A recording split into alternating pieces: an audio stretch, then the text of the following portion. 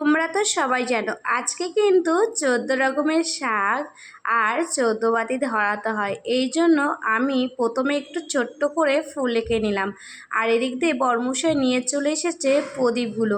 এইবার কিন্তু মাটির প্রদীপ পাইনি, কারণ যেহেতু মাটি পাইনি, মাটি না পেলে মাটির প্রদীপ আমি কি করে তৈরি করব।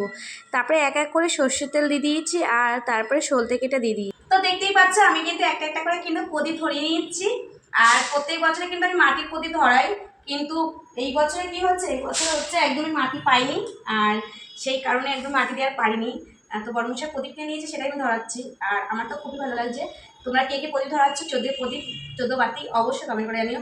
আর আমি এই যে ফুলগুলো সাজিয়েছি, ফুলের মধ্যে প্রদীপটা ধরিয়েছি, কেমন লাগছে তোমাদের সেটা কিন্তু অবশ্যই জানাবে। আর আমি নাইটি পরেই করে দিচ্ছি, কারণ নাইটি পরে বাইরে যাচ্ছে, এই জন্য নাইটি পরে আমি ধরিয়ে নিচ্ছি। বাইরে থাকলে সে ব্যাপারটা ছিল আলাদা, যে বাইরে থাকতাম যদি তাহলে আমি শাড়িটাই পরতাম, যেহেতু বাইরে রয়েছে। তো চলো ধরানোর পরে আমি পুরোটা ধরিয়ে নিই, তারপরে আবার দেখাচ্ছি।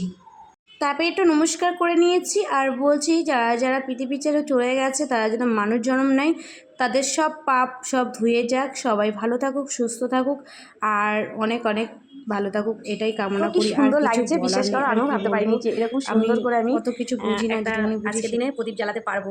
আমার কাছে খুবই ভালো লাগছে, কার কাছে কেমন লাগছে জানি না, বাট আমার কাছে ভীষণ ভীষণ ভালো লাগছে, কারণ নিজে করেছি তাই জন্য। তো চলো টাটা। তো ঘরের মধ্যেও কিন্তু আমি কিন্তু দিয়ে দিয়েছি, ঘরের সামনে কলপাটের উপরে একটা দিয়ে দিয়েছি, ঘরের বাইরেও দিয়ে